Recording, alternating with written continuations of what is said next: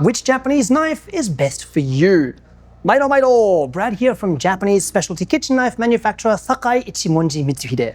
And we're here today to talk about these traditional Japanese kitchen knives, otherwise known as wa-bocho. There are many different types of wa-bocho, all for different purposes, all for cutting different things. But what are those differences exactly? How do you choose one? And more importantly, which one is best for you? This video is designed to teach you all you need to know. Timestamps are available if you want to skip to a particular chapter, but you'll get the most value out of watching the entire thing. On that note, let's get started. First of all, when were Japanese knives actually invented, and what are they exactly? While they all came from different times, it's generally agreed upon that as a collective they appeared in the Edo period, specifically the Genroku era of the Edo period. That's around the end of the 1600s to the beginning of the 1700s. Here we have a typical double bevel, sometimes called a double-edged knife, the santoku knife. You may have seen one of these around, or even have one of your own. They cut meat, fish, and vegetables, and are seen as the quintessential multi-purpose knife in Japan. However, traditional Japanese style knives like these are completely different because they are single bevel instead of double bevel. This means that the blade is only sharpened on one side of the knife, and the back is quite flat at almost 0 degrees. We say quite flat instead of completely flat because there is a very slight concave on the unsharpened side of a knife called an uraski, literally translated as back cut.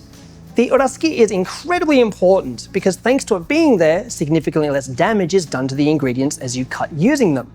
It also prevents food from sticking to the blade, leading to a much cleaner cutting experience and end result. There's a reason why traditional Japanese cuisine like sashimi looks as beautiful as it does, and it's more than just chef and technique. Single-edged knives play a major role in it. However, these are complex knives that require proper technique to use. Unlike a double-edged knife that is santoku that cuts straight down, a single-edged knife cuts with a slight pull towards the angle of the edge, so you need to be mindful when cutting and compensate accordingly. You're going to find single-edged knives are mostly made of carbon steels like white steels and blue steels, but stainless steel variants exist too, such as VG10 stainless steel and silver steel 3, otherwise known as ginsan. That said, at least here at Sakai Ichimonji Mitsuhide, high carbon steel models are significantly more popular. We have 3 major kinds of Japanese style knives here today, so let's look at their specific roles in more detail. First off is the Deba knife. This is a knife mainly used for filleting fish and breaking them down. Compared to a santoku knife, you can see that the Deba is incredibly thick, and it's heavier too. Because of this thicker structure, Deba knives are incredibly durable. They're built tough enough to cut through bones, remove heads, or even split them open. This category of knife has a very interesting knife structure overall as well. The heel area near the handle is very thick, and it gets thinner as you progress towards the tip. For heavier tasks like chopping or cutting through bones, you'll use the thicker back part of the knife here, whereas the front part comes in handy for more delicate tasks like slicing or filleting. This divides the tasks and increases the functionality of the Deba, as it's a knife that can do many different things around fish provided you use the different parts of the knife properly. If you want to fillet fish cleanly and do it in a Japanese way, the Deba knife is probably what's best for you. Now they do come in many different sizes, but if you're just wanting to work with basic fish such as mackerel or yellowtail, a shorter Deba at 150mm length is quite common.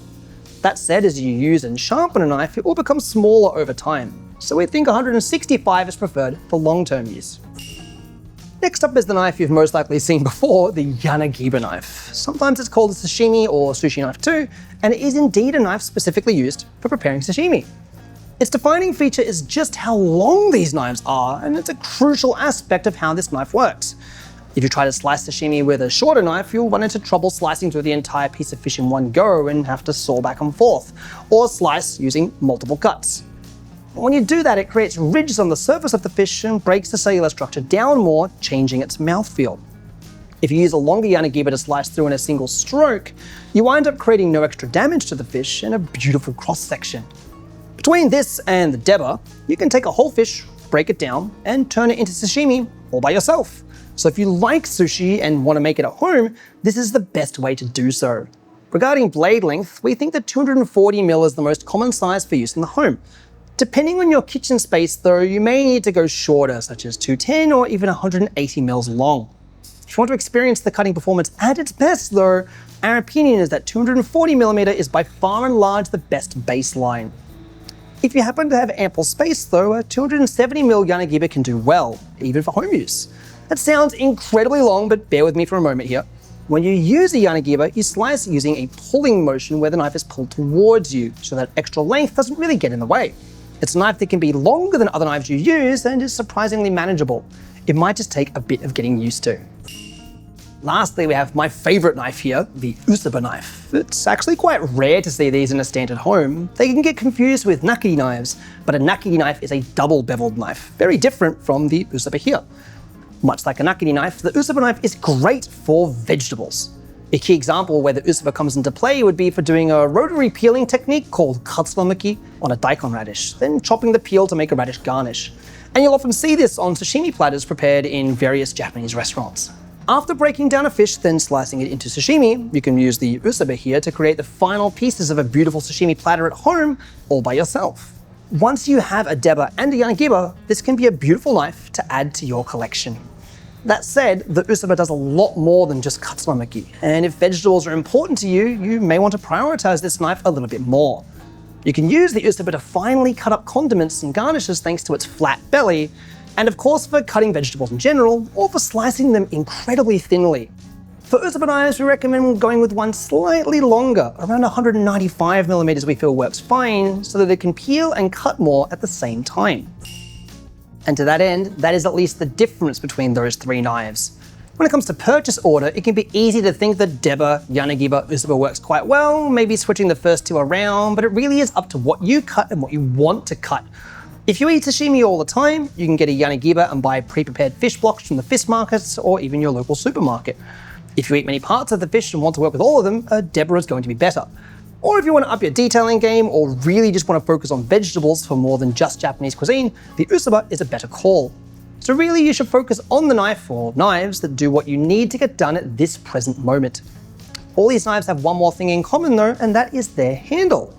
This one in particular is a magnolia handle, and it's the most common choice due to it being a good combination of price and durability, as well as resistance to water. There's other woods that we use here too though, such as yew wood and even premium ebony wood.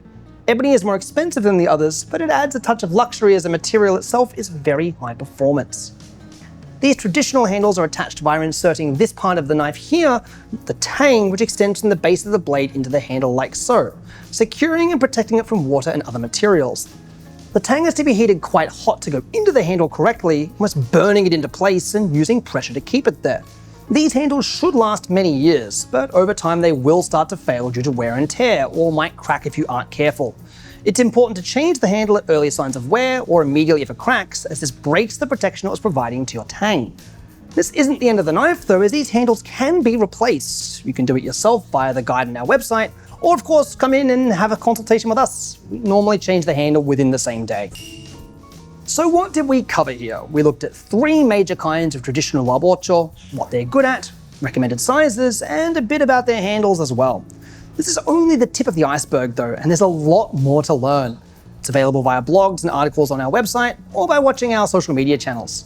If you want to learn more about how we actually make our Japanese traditional knives, our Japanese YouTube channel has a video showcasing most of that process. So go ahead and check that out. Kini!